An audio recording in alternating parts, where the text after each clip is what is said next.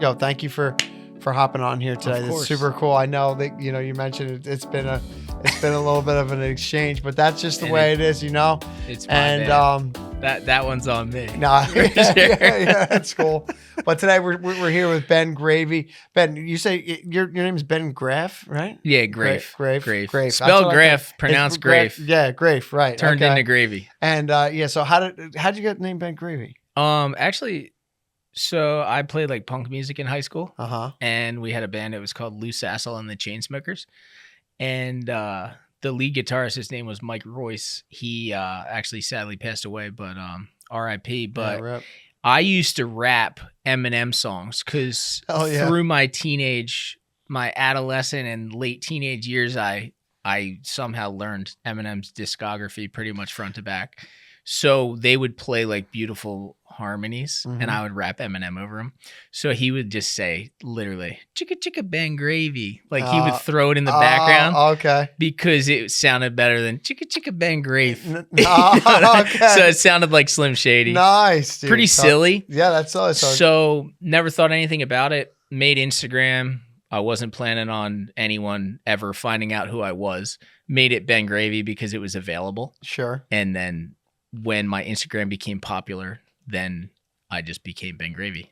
Yeah. So that's kind of an accident. That's that's a funny story though, dude. That's funny because a lot of the time, nicknames from high school, they don't stay. Yeah. Yeah. Because like after a while, you're like, you see the person as an adult, you're like, oh, am I going to call this guy Ben Gravy? Yeah. I have a friend though that I gave him his nickname. His nickname's Farkas, dude, and we still call him Farkas. His wife calls him Farkas. His real name is Richard. They don't call him. Yeah. They don't call him Richard. I don't Farkas, dude. I don't want to like blow up my buddy's spot because he literally specifically asked me to never call him this again. But I have this friend, really good friend of mine, lifelong friend. His name's Alex, and his nickname was Boner our whole life. His last name's Gambone. And one day he just came up to the crew and we were like, yo, what up, Boner? He's like, hey guys, it's over. I'm not Boner anymore. How old are you? Like early 20s. Yeah? Yeah. He's like, it's over. He's like, it's done, boys. Dude. We were like, man, that was our whole life. Yeah. But I mean, I've always respected him enough to not call him. Yeah, you know right. what I mean? So here's another great story. So I have a friend. His name's Lee, right? And in high school, one of my boys started calling him Ugg. It's like ugly. Ugly. Dude. So then, but what he did was in our early 20s or like late teens, he tattooed Ugg on his back. So I still call him Ugg, and like other people, like he introduces himself as Lee, and everybody else calls him Lee. But like every once in a while, I'll call him Ugg, and he'll be like, "Dude, what the?" Dude, classic. But it's nicknames funny. are classic, and They now Instagram has thrown a whole nother level. I know. Because like I know people from Instagram. I never see them in real life. Then I see them in real life and I call them their Instagram handle. Like, your handle? I know, dude. They're like, no, that's not my handle. I'm like, then fix it, dude. Yeah. Like, don't be that weird handle then. Yeah, it's classic, dude. But yeah, dude. So why I wanted to interview you is because like, dude, you're a very positive person. And you have a brand that with your own line of boards, you're chasing after novelty waves. You have a presence on YouTube, and all that stuff is very hard, And I like to sit down and talk to people that are like pursuing their dreams despite the challenges, despite the things that have happened in life. I know you had a little bit of a challenge. It was, I looked you up, and when it gives you early life, it says like two things about your early life. It says you're a contest guy and you're at a young age, but heavy drinking got in the way. And then it says you got into a bad accident.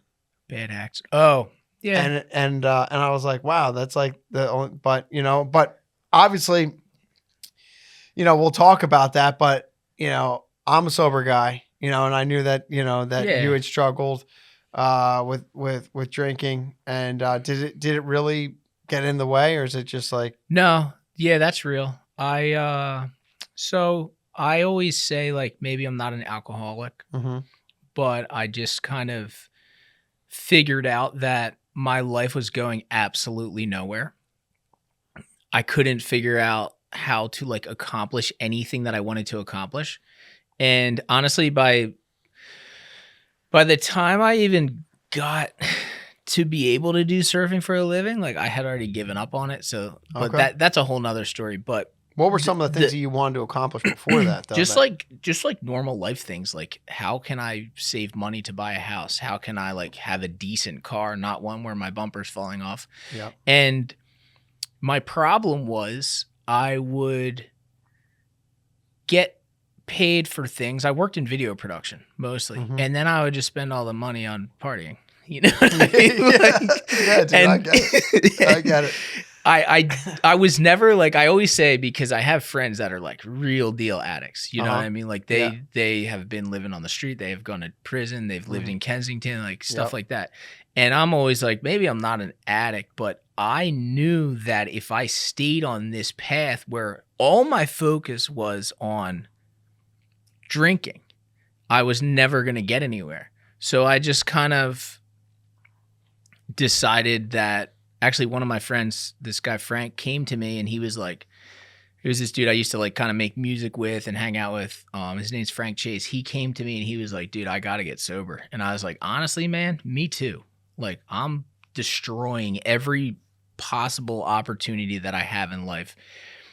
And we decided to get sober. We quit drinking on Christmas Eve 2015. Christmas Eve. Or no, I drank the last time I drank was Christmas Eve 2015. So I got sober Christmas morning. And then over years, I figured out what was happening, and I was actually just drinking away the fact that I didn't think I'd ever live up to my true potential. And I decided, instead of trying harder, I decided to take the easy way out and just decide to destroy myself. And that's really interesting, dude, because I can really identify with that, dude. Because it's like, it's weird because like I'm afraid of what I potentially could be, right? Because I don't really know how to get there, and I know it's going to take a whole bunch of work, and I'm going to have to step outside of some sort of box in which maybe like my friends will like laugh at me because I'm not like the traditional 9-to-5 guy. Yeah. I came to come to realize. Yeah. I mean, that's been my entire life. And I'm the same thing. Like I've never been able to just live in that traditional work like ethic. I just don't have the drive to do that. So I've always searched around outside of that. And that, I don't know if it's like just a personal thing or if maybe it is something that other people share, but like, yeah, I've never, even though I wanted to, like I couldn't stick in it. You know what I mean? Like no, I would be like, all right, Ben, focus. You know what I mean? Yeah. And I just couldn't. Because I'd be like, I'm missing potential over here. I'm missing potential over there. Yeah. It just didn't feel right. Yeah, it doesn't. But sobriety was a very freeing thing for me. I actually got everything that I tried to get from drinking, I actually got from sobriety. And when I started doing the videos, I knew that people were going to like laugh at me, talk shit on me, whatever. 1000%. But I wasn't doing it for anybody else but myself. And that was the most important thing for me. And I was like, you know what? I'm so sick of living over here in this quagmire. I'm just going to ignore everything and just do my own thing and be me. Like I finally am going to be myself. 1000%, dude. And that's kind of like how I figured if I could talk to people like that had a message like that and were pursuing something like that, that I could finally kind of be myself and get over my seemingly hopeless life at that very moment. Yeah. You know, the biggest secret is like, this is all temporary, right? We're all going to die. Fucking A, dude. Fuck it. Dude, I am so with that. Like I am so with that, dude. Like the fact that I am going to die and I keep that in the back of my mind is like I was pretty close. Yeah. I was pretty close. Yeah. So like I hold that and I'm like, dude, like I'm just going to pursue the things that I want to because I'm going to die, you know, and I spend so much time like almost trying to achieve that. Yeah. Yeah. Why not do this instead now? Yeah, absolutely. That's great, dude. So I've noticed too, like a lot of like I'm known for surfing. right? Novelty waves or whatever. Yep. And dude, of course, it's the internet. Like people get the wrong idea all the time. Everyone has their own personal perception of who I am and what I'm doing. And one of the things that I frequently get a lot of shit for is playing music sometimes. Like I'll have like, let's say 80% positive, right? They'll be like, that was sick, Ben. Good job. And then, but of course the positive you don't pay attention to, right? Of course. So, but I'll get negative shit comments on my music sometimes and I'll just be like, but I still do it.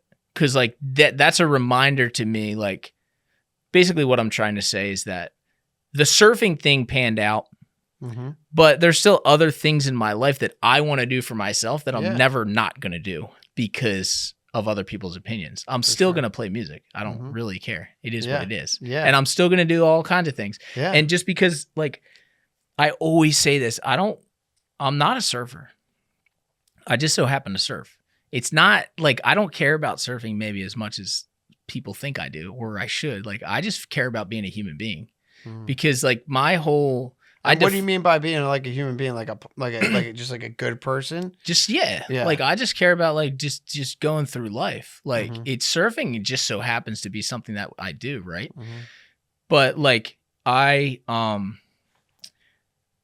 had myself in such a box back in the day that drove me to drink. And I was like, dude, I'm a surfer. And then when that didn't work out, my competitive career, my sponsorships, I thought I was going to be on the world tour. When that didn't work out, that drove me to alcohol, drove me to depression, drove me to like, I'm a loser. You lost your identity? Right? That was my identity. Yeah. So then I realized that my identity is not any outer perception of what I am. There's actually no such thing as an identity. We're actually just floating. It's just beams of cool. light, baby. Everything, like people like it when you put her in a box. That guy's a surfer. That guy does this person. Yeah. But dude, we're stardust. We're like none of it is real. So I love that, dude. I can't tell you how much I love that. it's not something that I can wake up every day and be confident in. But that's my belief system. Yeah.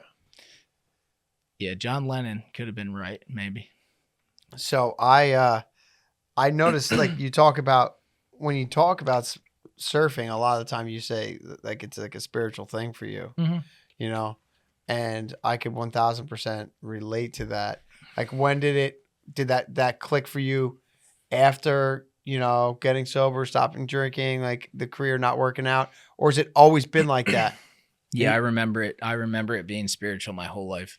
I still have vivid memories, and maybe I created them, but I still have vivid memories of certain waves that I caught when I was like 9 years old. I think, yes. 14 years old, sure. whatever. Yeah. Just certain things that happen because it makes you feel a different way that I guess nothing else, except for maybe music for me, like playing the guitar. But surfing has made me feel more in the moment, more present, more being than I've ever felt doing anything else. So I have those moments in time that that stick out to me. Yeah, I can actually like so when I started really using and drinking, I had a really good friend growing up and he died, and he was like my surf buddy. And like after that, like, I don't know, I got into this really weird spot in my life. I was going to college. I had this like the wrong idea about life and what it meant for me to grow up and being a part of, right? I wanted to work in the city and do all this stuff. And I just kind of stepped away from surfing and the ocean in general, and just got really into drugs and drinking. And then, but once I got clean, it was like one of the first things that I started to get back into, and it 1000% put me back together. Yeah. And like you mentioned, I can remember a certain wave that I was like, I can't believe I have not been doing this. Yeah. And I just felt like this overwhelming sense of fucking presence, and it was just the most beautiful thing. And I felt like alive again, like I was experiencing life again for the first time. And I got pinned, like I got like the was a pretty nice sized wave. you know, I bodyboarded and it closed out on me. I got held under and I came up and I was like, that was so sick. Yeah, that's amazing. I missed that. When was that? It was 2016, the summer of 2016. Oh, wow. Okay. Yeah, August. Like, actually, I'm sorry. It was the summer of 2017. Do you remember the summer of 2017? Like that fall, it was like we had waves like every other week. Every Tuesday.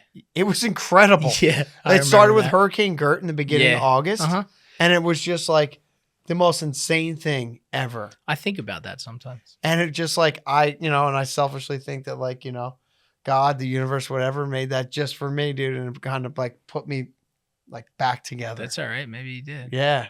Maybe he was doing it for a few people at the same time. Yeah, that's what I'm saying. Like me and my buddy who was also, you know, on a similar path as me, you know, it was like, it was incredible. Yeah, it's amazing what surfing can be. You know, it can be spiritual. It can be a selfish thing. It can be something that you give. It can be something that you get enjoyment from watching someone else get enjoyment. It can be so many things. Yeah. It's a great thing. Yeah. It really is. Super healthy outlet, you know? So when did you see that or feel that you're like, I'm still going to find a way to make this a way of life for me? Or did you just fall into just like the whole YouTube and everything? Yeah. Like the YouTube, the novelty waves. Okay. So my vlog actually started out, it was 365 days sober. That's what my original vlog was. Okay. The little thumbnail thing actually it said 365 days sober, and I was going to see what changed. So very quickly, I learned that YouTube was starving for surf content because it was like anything that I posted with decent waves would just start doing well, like a couple thousand views. And the novelty waves was just like something that no one had ever like packaged before. Like I feel like people did it just kind of just for fun or whatever, but no one like packaged it and showed like, oh, it's novelty surfing, you know? So that became like the thing that went, like all my novelty wave videos started taking off. And so then I kind of made this channel more about surfing. And it just slowly and steadily has gotten more and more about surfing now. It's just like 100% surfing now. Yeah. But I think sometime mid 2016, so I was doing like editing work and random production work, and then I would just it was a lot easier for me to save money. Like we working for a studio or something? I worked actually for this company in California, in Los Angeles. And I was doing remote editing for them. And it was a small production company that was part of Lionsgate's films. Lionsgate. So they would actually just mail me hard drives, and then they would send me a script of what they wanted a sizzle reel to look like. So they were trying to get TV shows. So they were literally pitching a TV show a day. Yeah. So for them to send me, they probably had dozens of editors, and they would send us like 5 or 6 projects a month. So I got paid like $2,000 a month to do that job. And then I would do random like camera work, just like shooting or whatever.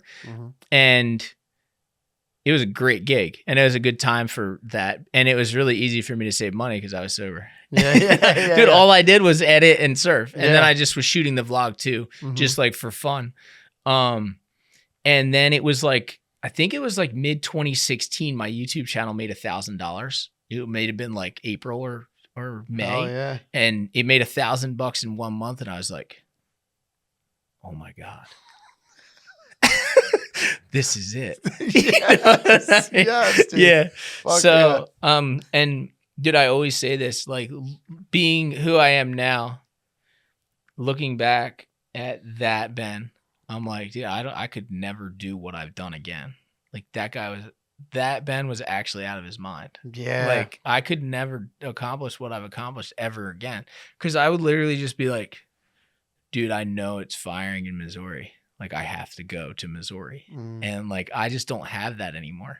You know, right. I do for certain things, but my level, I was like tuned in, dude. And maybe that was like my moment. or my time in life where like I get to have that super duper magical portion of my life. For But dude, sure. I was so tapped into my reality, you know, and it just seems like as everything's gotten bigger, That's there's definitely been the foundation though, and what you've grown from. definitely, though, right? yeah. Yeah. It's just that more things, sadly, money being one of them, because Yeah. now I'm an adult. Yeah. Sad, like more things pull you out of that magic, though. You know what I mean? And that's how life is, and it tries to pull you apart. But I try to stay and like tap into what that was in the beginning. Right. But yeah, it was like it didn't happen overnight. And like I probably did. I didn't make a lot of money for a number of years, but I think by 2017 I quit the editing stuff and I was just focused on what I was doing. Wow. That was kind of scary, no? Yeah.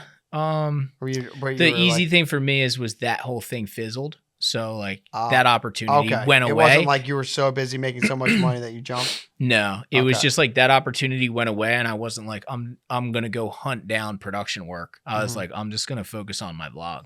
This is a natural body deodorant, coffee oil infused body deodorant, Cafix.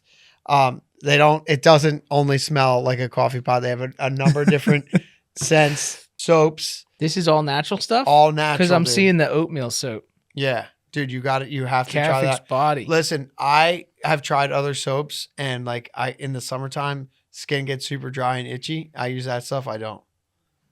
It's unreal. Cafix. They help us you can out. find them at Cafix, KAFX_body, or CafixBody.com. Give them a try, dude. It's like one of those things where like you're like, oh, natural body deodorant. It's like, oh, it's kind of crunchy. I don't know if it's gonna work. 1000%. I'm gonna try it. Yeah, give it a shot. Yeah. All right. 'Cause it doesn't feel like work though. No. You love it or what? I love it. I love what I do. I love it. And like I don't know how up to date you stay on my videos, but like I was just in Miami and I was surfing a cruise ship wave. Yeah. And that trip is like one of those times when I know what I'm doing. I know what I'm here for. I know that magic, like that's the magic. I'm like, dude, I'm gonna go surf this totally ridiculous wave. And like, you're so fired up I was about it. so stoked. And that's for me, like I don't know if there's enough novelty waves in the world for me to do that every day, but I mean, I'm actively hunting them and trying to find them. Yeah. But days like that is when it all pays off. And I'm just like, money aside, everything aside, this is it. Yeah. Like, this is it. Like when that boat goes by and that wave's coming, I'm like, damn, how did I get this here? lucky? Right. Like this, I can't believe this. Yeah. And, yeah, it's been amazing, dude. It's truly an honor and like just a blessing. And like, the feeling that I have, I can't even explain about the fact that like, essentially my audience has been the reason that I've been able to do this for a living. Yeah. So like my gratitude towards them, like I can never explain it. Yeah. And it's crazy, man. Just super, everybody's just super supportive and on like what you're doing. 'Cause for the dream, right? That's like your, yeah. That's your thing, dude. And so out of that, like a whole line of surfboards, blooms. Yeah. Foam boards. Yeah. Bodyboards, right? Yeah. Or are you working along with somebody with that? Yeah, Cat Surf, Okay. California, soft top company. Mm-hmm. So with them, all I did was I had a pre-existing relationship with them. That's kind of one thing that maybe people don't understand. I was in the surf industry my whole life. Mm-hmm. So when I became a little bit successful with the YouTube, it was a lot easier for me to plug into the surf industry, I think, because I knew everyone for the longest time. You know, the surfing's small, like core surfing is small. So like I had been going to Expo my whole life, but anyway, that's a long way to say that I knew the Cat Surf guys from before. So when my novelty wave videos started taking off a little bit, I just wrote a little email to Chris, Beefs TV, and I was like, hey, check these waves out that I've been surfing. I've been using the cat surfboards because like I actually found one in the trash and it was buckled, but I was using it for river waves because it would like buckle in the wave and it would work. And he was like, and this is one of those things, like the day I emailed him, he was like, hey, this is interesting. We just started this company, Wave Bandit, this week. It's going to be like a part of Cat Surf. We'd love to send you some boards.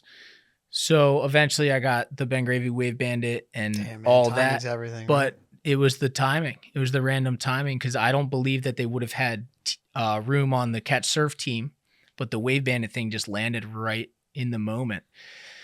And all that stuff I think was just happening at the right time.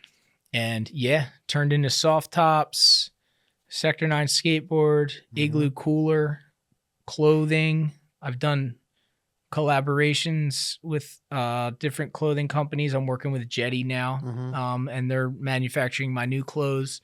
Before that, I was kind of doing it myself. Hyperflex Wetsuits, that's a New Jersey company. They made, Ben Gravy wetsuits with the pineapple. Like it's been amazing.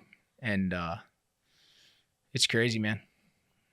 That is unreal. And is that like so now does the vlog stay the focus, or like now, like, I mean, are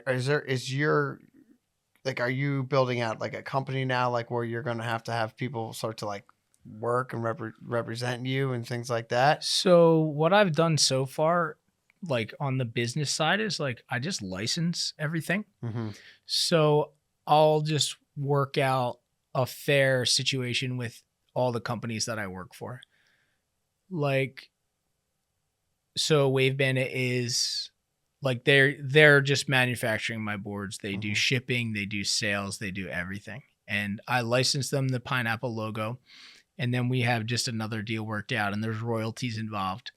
And that is kind of been the blueprint that I use right now. Depending on how my life goes, if somehow I continue to be successful, maybe certain things will come under my roof. Like, right now I'm doing clothing with Jetty. Like I surf for Jetty as a team rider, but they also are manufacturing the Ben Gravy clothing. They do distribution for me, but I'm in charge of operations. They're out of South Jersey? They're in Manahawkin. Okay. But I'm in charge of operations. So like if I want to hire like sales reps or like any marketing or anything, like that's on me. Right. So that could become, I think that would be my foot in the door to like starting the business side of it. Sure. But right now I think like I'm having just a good time doing what I'm doing. Very and cool. It's working. Yeah. So I think it's a good time to just keep focused on the vlog, because at the end of the day, the vlog is what keeps everything afloat. Right. So that's what I'm saying. So like that's the real, that's the beating heart of all of it. Is the vlog. Because if the vlog goes away, then nothing else is. Well, yeah. I mean, if the vlog went away, eventually people would just forget, right? Yeah. That would be it. Yeah. So, yeah. That's my focus every day. I wake up and focus on that. Yeah, for sure. And then I have to just, everything else is like fielding calls and emails and making decisions about certain things. But for the most part, like my hands-on is the vlog. A lot of like what I like to ask people when I interview them is, how they view fear and how they work through fear.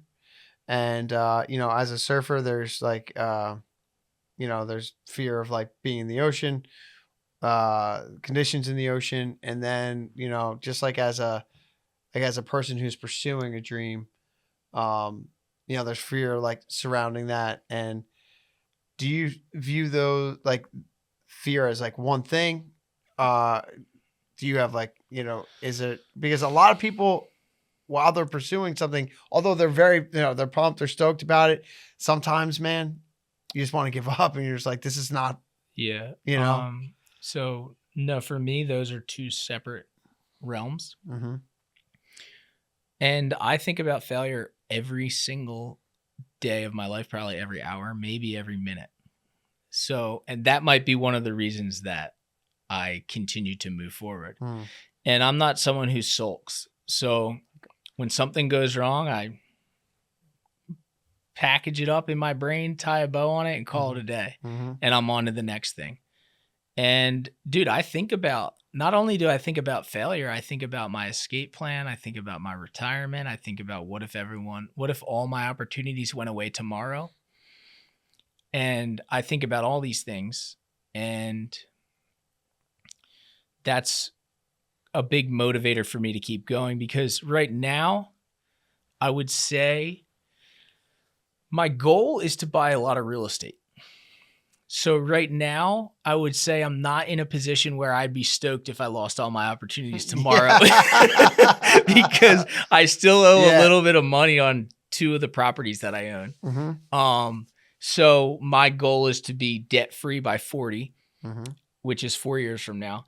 And then I'm going to reevaluate at 40. And then I'm going to kind of be like, okay, is this still working? Is everything good? Like, am I still the novelty guy? Like, is it real still? Cause, so I'm coming up on 10 years, and, I feel like maybe this year it just started feeling real. The thing, it's just been this dream scenario, you know, and everything clicks.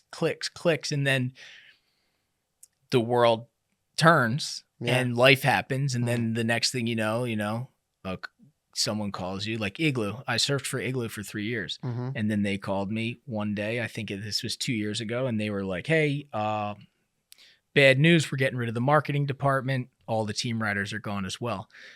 And that was like the first time that I was like, wait a second. Bad stuff can happen in the novelty world? Yeah. What? Well, yeah. I'm doing this for fun. They're like Kramer and Seinfeld. I don't even work here.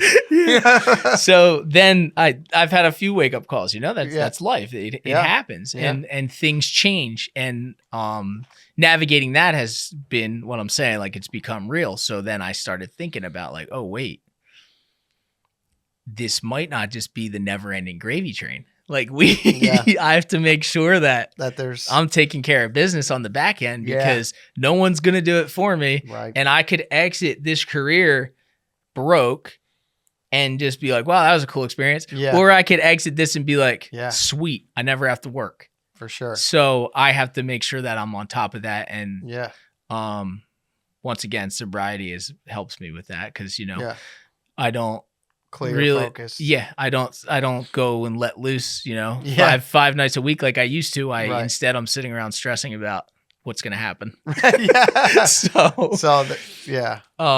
But yeah. So, and then the surfing fear, totally different animal. I've been putting myself in bigger waves over the past few years, and so far so good. I had a pretty gnarly experience at Waimea Bay like 2 months ago. I got pinned under for like 20 seconds and then hit by a wave and sent back under for like another 10 seconds or more. And that was a weird one, because I was training, like working out up into that trip, like getting very fit. And then I had the right boards. I had the float vest. I had everything going. I surfed a bunch of bombs that morning. Like, I was feeling good about it. And then that happened. But, And I'm not in this mindset right now.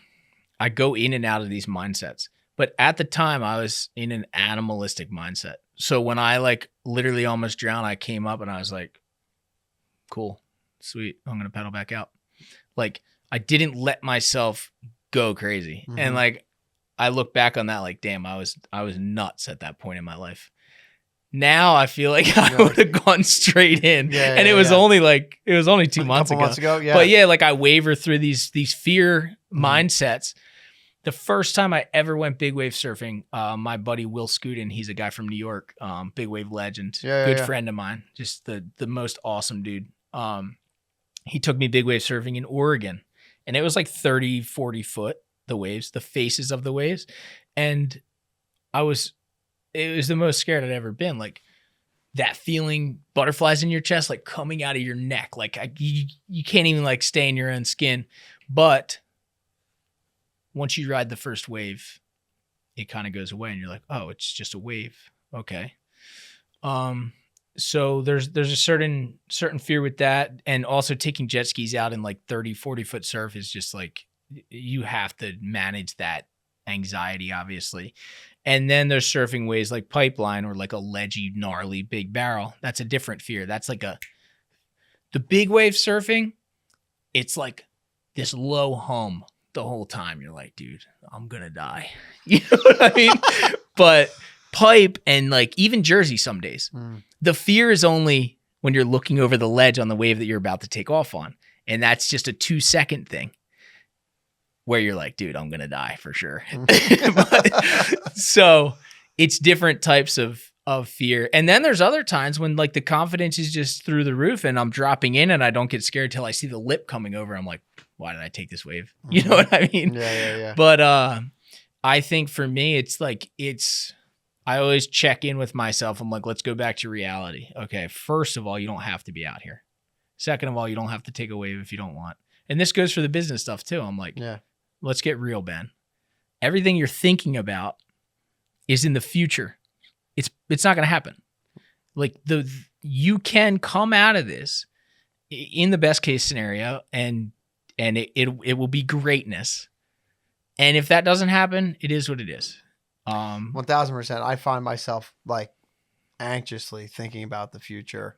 And that's the only time that I'm like ever really anxious or I'm in comparison with other people. Mm-hmm. You know, it's like I'm, and then that's when fear starts to like take over my life. You know, it's like if I'm like right here and I think about how beautiful my life is, and like all my finances are being taken care of. You know, I even have a couple extra bucks to go out to dinner if I wanted to. A couple, you know what I mean? Like there's nothing, and this is growing, and things in my life are really beautiful. It's only when I think about the future do I bug the fuck out all the time. And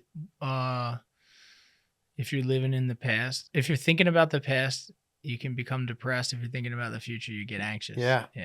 Well, I think my whole entire life, whether I'm doing business or, because like business gets scary too, like meetings and stuff. Like when I have to go to companies and like ask for money, or like I'll be like, this is why you should pay me. Like that stuff's scary too. Yeah. But it's always about bringing myself back to center, back to the moment. And then my mentality is kind of like good sense of humor. Like if you can like laugh it off, like who cares if it fails, like whatever. Yeah. You know what I mean? Like, no, I know. Yeah. And tomorrow's another day. You can always win. You can always win tomorrow. Yeah. I have a street interview that I walk around the city and I just ask people how they're doing. Oh, nice. And like because like I was doing, you know, when I first started doing this and interviewing people, like I was not good at it. And so like I figured like if I could go and I ask people in New York City like who don't care, who like like they just don't care. Yeah. You know what I mean? And some people just talk to you because they'll just talk to you, you know? And like if I could start up a conversation with just a complete stranger, then like, you know, that's cool. I'll be able to do anything. How long have you been doing the podcast? For like 3 years. No, I'm sorry. I started 2019 was like the first time I did an episode. Okay, yeah. And then I did like 2020. We did a few and then we got shut down. I actually interviewed Sam Hammer. Oh, nice. Yeah. So what made you want to do this? So when I told you like I had like a whole bunch of dreams and goals and I kind of pissed them away. Mm-hmm. Right. And I didn't have like a real true understanding of like really what I wanted to do. I've always been kind of like a creative person. But I didn't grow up with a lot of money, so I was driven financially. But like that just really wasn't who I was. Mm-hmm. And so when I got clean, I was like, I have like still some of these thoughts and dreams and goals, and I wanted to go do something kind of creative. But I was also working in the sports world a little bit before I got messed up. So I wanted to like kind of work, like maybe sell like advertising for events and maybe create my own events. So I started a company but what happened was I was like completely like, I felt like hopeless and I was never going to be able to do it. But I became obsessed with people who had burnt their lives to the ground and then had put them back together. You know, so like I was like listening. I listened to this one interview with this guy, Tom Bilyeu. He interviewed this guy, David Meltzer, and he was like talking about like how he was like super wealthy and arrogant and just like a prick, and he lost it all. And he like, you know, wanted to come back, but he wanted to come back in a different way. You know what I mean? He wanted to come back in a grateful way, the way that he grew up as a young kid, you know, like he had forgotten that, and all that stuff kind of finances and greed and all that stuff kind of crept in on him. And I hate greed. yeah, and he It's my biggest yeah. Yeah. what do you call that? That's my biggest challenge nowadays. Yeah. I bet, dude. And that was like one of the things that I thought that like I could put my life back together if I started to talk to people who are overcoming some adversity and like living in their passion. There's tons of people out there doing it, you know? Yeah. And it's just, and That's it's like, awesome. it's about, that's what life's about, man. It's like pursuing goals, being the best version of yourself, man. Yeah. Because I had already been the worst version of myself. So now I wanted to be the like, and see how far I could take it in another direction. That's you know what I cool. mean? That reminds me a lot of those days that I was talking about, like when you're first sober, those days. Yeah. When it's just like I can just do anything. Yeah. I can really become whatever I want. I can fix everything. I can Experiencing life almost for the first time. Yeah. Right? Totally. Yeah, absolutely. Well, I never had those feelings and those understandings. And now it's funny because I look back, like sometimes I'll watch an old vlog and I'll be like, wow, I was such an idiot. Because I'm like having this epiphany. And it's like, yeah, it was like the first time I ever realized this thing. And like, I know. But now I'm almost like, I have to work on that feeling now instead of just having it, you know? Well, do you mean like any one emotion could be like kind of like too crazy, like where you could go off on it and you kind of have to hone it in and use it now rather than just like. I think what I mean is like, I guess life will try to make you more and more cynical as you go through it. And I have to work now because of everything that's happened to me for various reasons. I have to work now to capture the magic of the 2016, 2017 Ben, which was just pure, Yes.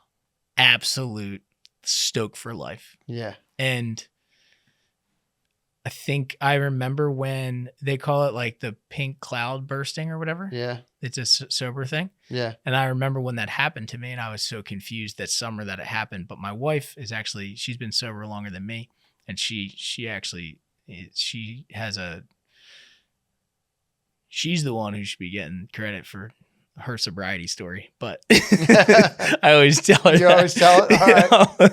But she was like, "Oh, it's your pink cloud bursting." Yeah. Like, and I was like, "Wow, like now life's real again." Shit. Yeah. Like, you know, but yeah, I forget where we were going with that, but no, but I know what you're saying. It's like you have to be able to remember the times in which you were just super grateful for for life. Mhm. And I remember one time like it was like this summer, doesn't matter when, but it was like a summer night. It was full moon. I was swimming in the ocean, and I remember like getting out and just feeling so incredibly like grateful to be alive.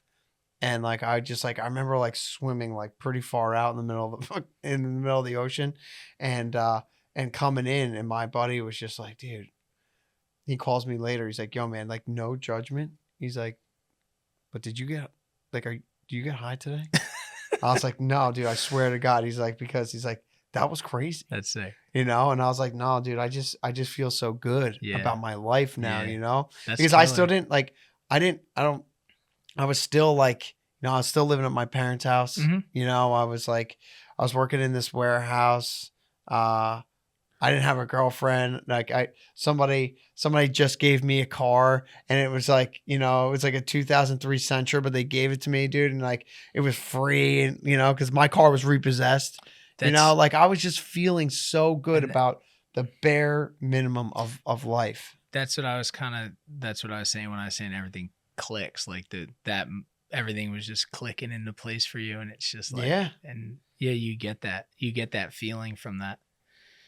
That's amazing, dude. It's cool that you can draw from that though, you know, and you can remind yourself of that, because a lot of people, I don't feel like, I mean, I just think it's a complete blessing. Cause like, I don't know, like if a lot of people can just pull from those moments and be like, Yeah. do you remember how happy you are when you had literally nothing? Well, yeah, this is the greed thing that I touched on. Like, because I started making a little bit of money, and then my whole addiction thing, like, started transferring over to that. Mm-hmm. And then at a certain point, I was like, it was like a slow feeling, but it wasn't like something that I just woke up and I was like, whoa. It like happened slowly, and then I realized that I became greedy. Mm-hmm. And then I started to just slowly. You realized that on your own? Somebody pointed out. No, I realized it on my own. Yeah. And then I just like started slowly being like, dude, this is not it. This is not what Ben Gravy is about. This is not Novelty Ways. This is not what my vlog is. This is, and I was just like, this isn't my purpose. Mm-hmm. So I started feeling empty again, which is kind of weird. And then I love to remind myself that, like, obviously we need money, so Of course there's nothing we can do about that. But sure.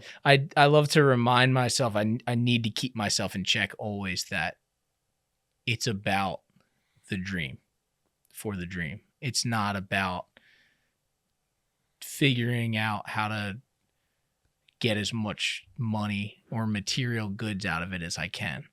And it's been an interesting, it's almost like V2 or like the second level of the video game, Right. where it's way harder to wrap my brain around it.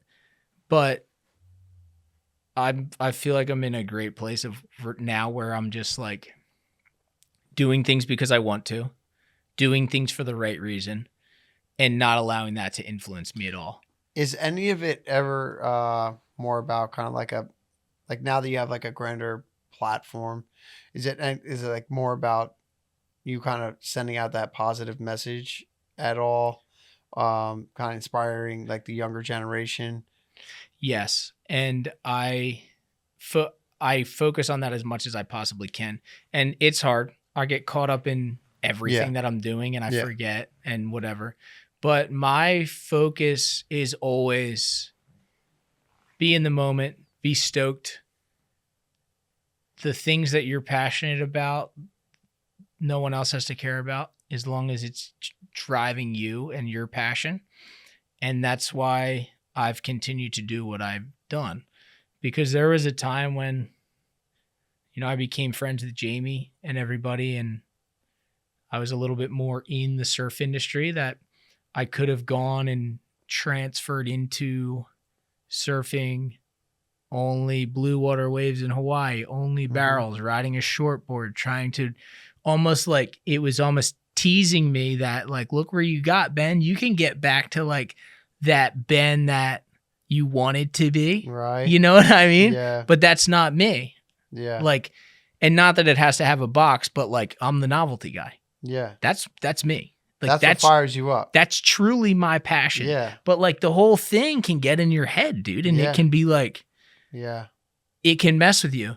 But the novelty thing, when I feel the realest, that's it. Like those waves that like I literally can't get another single person to come to. And I'm like, I swear it's gonna work. Yeah, yeah. That kind of stuff. And I get there and I somehow pull it off, and like that's it for me, That's awesome. Because I can totally identify with that, because sometimes I just, again, my whole purpose is to help people and to encourage, motivate, inspire people to be that best version of themselves, and to know that like it's never over. But like as things start to like, I'm slowly starting to feel more comfortable and grow and stuff like that. But I start to get into that old mindset of like, I wonder if I could sell an ad for this. You know what I mean? Like, and like you said, like there's nothing wrong with money and stuff, but it's like, if I start to obsess about how the videos are doing or how the things are doing, it steals from the magic. You lose of like what I'm trying to accomplish here. See, that was the beauty of my early vlog. I wasn't doing it for anything. Yeah. I wasn't doing it for views. I wasn't doing it for money. I wasn't doing it for anyone to think anything about me. I was just doing it because I wanted to do it. Yeah. And there was this beautiful point around 2020. that I was still doing it for that, but the success was coming. Mm-hmm. I didn't care what anybody thought about it. I was Mhm. just doing it, but the success was coming. And then, like I said, I ran into that part where the success side almost tried to take it over, Mm-hmm. but then I had to fight back and get it and ground myself and remember what it was about. Yeah. And it's still hard. It's a daily battle to, Yeah. it's part of life though. Yeah. Yeah. It's part of life. And I could see how it could easily take you over and start to fucking steal from the magic of it. So where now, right? So you have some of these novelty tours or whatever. You reach out to, like, are you pitching now, or are they For like brands? Yeah, like, are you, like, I know you did something with Red Bull. Yeah. Like, are they no, reaching out to you? Are you? So Red Bull initially came to me, Mm-hmm. but like that idea I pitched, but they were like, pitch us some ideas, So I've pitched a lot of ideas Mm-hmm. to a lot of companies, Mm-hmm. and I have some very viral ideas that nobody wants to touch. But Can you give us one? well, did you see the video where we made the truck wave, where we were surfing in front of the red truck? I don't think so. Okay, it got a lot of views, but I was pitching a bigger, better version of that around, and nobody wants it. And I'm like, dude, I'm just gonna do it. So I'm gonna do it this summer. But it's super. It would be great for a brand to get involved with that. Mm-hmm. Marketing's weird though. That's another reason that you have to. I have to stick to who I am, because like you can't. I can't be getting caught up in like, oh, dude, if I act like this, this brand's gonna like it. You know what I mean? Oh, like, I know. That's nuts. I know, dude. So, I know. You can't be playing to that. Yeah, one of my problems in life has always been that I can't conform. Mm-hmm. So I think, I think that hurts me for like, right. They know this guy's gonna go off at any moment. You know what I mean? We're gonna spend all this money on this guy. He's gonna go off on any moment. So, but like at the same time, like companies like Red Bull's been a great like partner for me, because Mm-hmm. they do. But with the 7 C's thing, they put their trust in me. They were like, here's the budget. Yeah. Go for it. And it was a booming success. But there's a possibility that it wasn't going to be. Right, of course. I could have just, you know what I mean? Yeah. I mean, I could have flown to Japan and just gone off the rails. Yeah. You know what I mean? Today's the day. I mean, I had like $40,000 to do it. You Yeah. know what I mean? It could have been. Today's the day. I'm going to the bar today, dude. But luckily I was responsible. I spent the money on plane tickets, travels, production, and making sure that everything went well. Right. And it was great. But yeah, that's part of my business. I think the future for me would be trying to get bigger brands, bigger budgets, bigger projects, bigger, just bigger dreams, and trying to make them become a reality. Yeah. And I'm self-funded a lot, but then I work out the partnerships on the side. Yeah. And I'll get a deal, and like without telling the company, I'll just fund a surf trip with it, and then I'll do their promotion while I'm on the surf trip.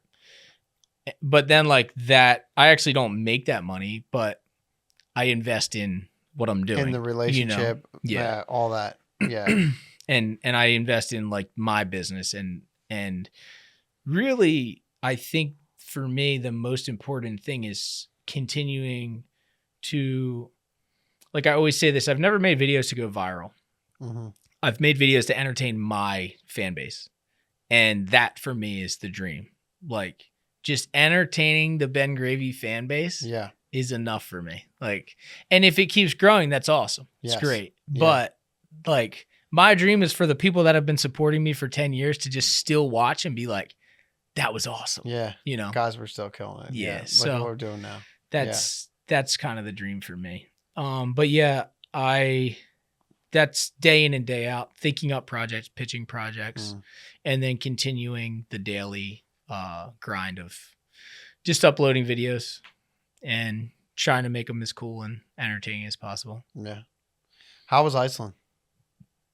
Iceland was awesome. Yeah. Everything that I just went there in October. The place was sick. Okay, nice. Yeah. Wait, I think I was there in October.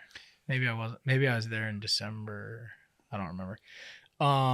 It's sick. Wow. Where were you? Like, So I just totally like me and my girlfriend just kind of like just we didn't plan very well, but I went up to the northern part of the country. oh, nice. Yeah. We drove we flew into Reykjavik or whatever it was, right next to Reykjavik, and we drove like 4 hours into the northern part of the country, dude.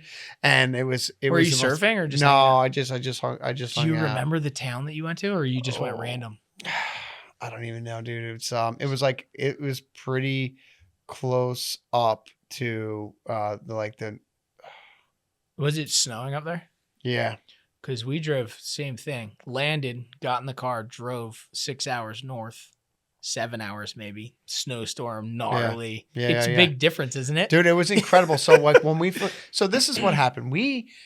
I always wanted to go there. I fell in love with the movie The Secret Life of Walter Mitty. Okay. And Never watched it. Oh, dude, you should check it out. It's Ben Stiller movie, right? The premise is the guy forgets who he is and he ends up like discovering himself again through a trip, and he ends up in Iceland. They filmed a lot of it there, and I was going through some stuff at that time that it was on HBO, and I was like, I'm gonna go there one day. Mm-hmm.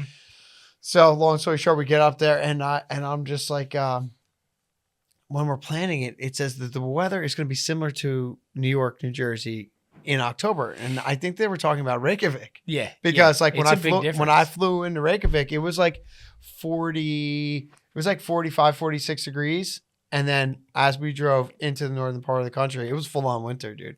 Oh, it's gnarly and like up there. mid October, dude. It's like it was 28 degrees. Shocking. The snow, the roads aren't treated. Dude. My girl is freaking out.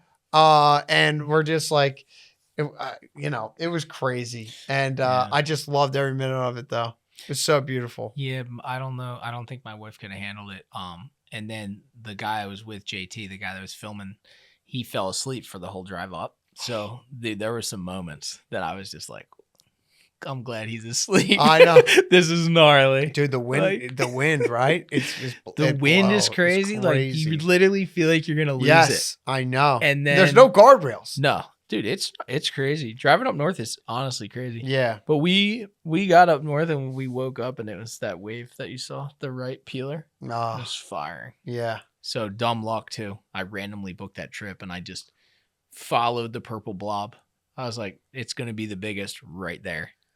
Like, let's go. Wow. And it was pumping. How was it? How was it like getting out there and stuff? Like what? Oh, it was awesome. Dude, because I talked to a couple of guys there that surfed. Do you know the guy, Chris Burkhart? Yeah. So, I don't know him, but I know yeah. So I went to his gallery because I wanted to talk to him. Oh, nice. You know? Yeah. And he's the guy that works with him. He's like, no, dude. He's like, we just have like basically like 5 mils. He's like, the water wasn't. Oh, yeah. No, it's not that cold. Yeah. He didn't seem it was like. It's Jersey. Yeah. Maybe a little warmer. Yeah, he's like Jersey. He said it wasn't that bad. Yeah, Jersey's cold, dude. Yeah. Yeah, so we deal with it. I've seen the water in Jersey 28 degrees. Remember it was 2015, polar vortex. The water was in the bay was 28. It was like frozen. It's pretty crazy. That is crazy. But yeah, Iceland's rad. We did that. Then we drove all the way down to the south, scored all kinds of waves. Yeah. I was just following the wind and the swell. It was awesome. Yeah. What a beautiful, beautiful country, dude. Yeah. Yeah. That was a good one. I really thoroughly enjoyed that trip. Yeah, I'd like to go back to because I didn't get to see all of it because I heard the southeastern part of the country is really crazy. Did you end up driving down south to the waterfalls? So we were up north for like 3 days, and then like for the last end of our trip, like the last 3 days, we were in Reykjavik. Oh, nice. So like did you go to like Glacier Beach and all that? Dude, we didn't. We went to we went and like swam in the Continental Divide and we just did some like what else did we do? We did why can't I fucking think of what we did? But we did like some of the touristy stuff, you know, like look at some of the craters and shit like that. Oh, dude, the volcano was going off when I was there. Oh, that's crazy. Yeah. Yeah. We tried to get the drone up there, but the wind was like 65 miles an hour. Yeah. It was kind of nuts. Yeah. But we got some footage of the lava, like a little bit. Really? We were so far away though. They Yeah. don't let you near it. No. Yeah. Yeah. That's crazy. Yeah. It was cool. Yeah, dude. So we're almost wrapping up here, and I want to thank you again for coming out here. But really, can you leave anybody with like what's your message to anybody that's like kind of like lost in their life right now? They have a dream, but they don't know if they could have what it takes to pursue it. So you're never gonna accomplish your dream, but when you get out there and you try to accomplish your dream and you put one foot in front of the other day after day, day in and day out, and you never give up, you're actually going to end up in a better scenario than you initially thought up that was going to be your dream. And you're going to end up in a dream life, happy and stoked. Because see, I always say cliches are cliches for a reason, but like life happens when you're busy making other plans. Right. John Lennon said that, right? The coolest stuff that will ever happen in your life is going to happen to you from getting out there and trying. Right. And just why would you ever give up? Every single day that you wake up is an opportunity. So, I mean, my path has been a shit show. But somehow I ended up right here where I am right now, and I think it's where I'm supposed to be. It feels like it's where I'm supposed to be. So if none of the bad, the good, the excellent, the terrible, the sad, the happy, if none of that stuff ever happened to me, I never would have gotten to where I am. And I'm pretty stoked about where I am. So yeah, I think it's important for people to like when they have a dream, the goal or whatever it might be, is to be able to go with it. You know, like I try to express the importance of having like the aiming for the stars but hitting the moon is a good thing. yeah, You know what I mean? yeah. I always say that it's like throwing spaghetti at the wall and seeing what sticks. Yeah, for sure. And yeah, I really appreciate you coming out. Is there anything exciting that we could look forward to that you're working on? Yeah. Well, first I want to say thank you. It was a great conversation. Yeah. It kind of flew by. Yeah, dude, it did. It was a good one. So Yeah. I appreciate you. I actually knew nothing about you. I watched a couple clips, but I learned a lot about you today, and I'm very happy to hear your mindset. Thanks, man. And I was very refreshed with like the stoke and like where your head's at. Yeah. Because I don't come across that many people that will just openly speak about this kind of stuff. You know what I mean? So it's very cool. And I appreciate it. Man. So thank you. Thank you. I do have a lot of exciting stuff coming up. I'm just going to pretty much, what do I got going on? I don't know. But I am going to Nicaragua. I don't know. That's not going to be that exciting for the viewers unless maybe I'll find some barrels. But isn't there a river wave there? No. I don't know. I'm going to have to look that up now. I thought it was like, or maybe that's in Costa Rica, the mouth of a river in Costa Rica or something. But anyway. So big goals this year, a lot of novelty ways I'm going to be trying to do, and I'm slowly creeping into surfing every country in the world. I hesitantly say that I'm doing this challenge because it's surfing 50 states, manageable. Surfing every country in the world, very expensive. Expensive. Yeah, dude. And getting clearance to get into some of the countries, right? It's crazy. So, yeah, I'm just going to keep doing what I've been doing for the past 10 years. Christmas is 10 years of sobriety for me. So cheers, man. That's fucking great. That's a beautiful thing. It's been an amazing ride, and I can't even believe that I'm here today. And, yeah. Living life the way that you never thought you would ever would, right? Straight up. And want to, just before I end, I got to shout out my wife. Thank you, Jordan, for everything. And my dog, Dennis. Dennis, nice. What kind of dog is Dennis? A dachshund? He's a dachshund lab mix. Okay, cool. Yeah. I have a lab mix. And nice. That's awesome. Yeah, a dog is one of the things that I never saw coming. I broke my collarbone, and we ended up getting the dog when I was injured. And talk about an eye-opening, heart-opening experience. I Yeah. was just like, okay, cool. Yeah. Like I love my mom's dogs, but Yeah. dude, when I got Dennis, it changed my entire life. Oh my God. And it actually, I always say this to my wife. I'm like, Dennis taught me how to love. He opened my heart more than I've ever experienced. Dude. And Yes. she's always like, what about me? Yeah. I'm like, sorry, honey, it's not the Dude, same. It's not the same. But dude, I have to, I'll quickly share this story. So I was with a girl. She had a dog. I fell in love with her dog. She left. I was heartbroken. I was out of my mind, fucked up, trying to get my life together. This is summer 2015. My mother gets me a dog. I convince her that a dog is going to save my life, dude. And he has. Wow. That's amazing. Like, got me off the couch when I didn't want to get off the Yeah. couch. You know what I mean? Yeah. Like, you have to walk him. He's a dog with an incredible amount of energy. And- He's just not one of those guys you can just like let out. Like, you Yeah. know, like he has to run. It's and a different kind of love, like you said. and the innocence too. Like when they look at you, you're just like, oh my God. Oh. It's pure. It's 100% Yes, pure. and he's just so excited to see But me. yeah, that walking thing happened to me too in the beginning. I was like, I walked him because we were just fostering him. And then Oh, okay. I walked him a couple of days and I was like, you have to do this every day when you have a dog, twice Couple a day. times a day. Yeah, This is dude. crazy. Yeah. But now I wake up stoked, like, yeah, Yeah. Dennis, we're going. Yeah, dude. Yeah, Like- and it's like for like there's the loop that I do like in my neighborhood. It's like almost a mile. Dude. Yeah. It's yeah. good, dude. No, it's Walking's great. good. Hell It's yeah. great. Yeah. Yeah, dude. All right, Sweet. cool, man.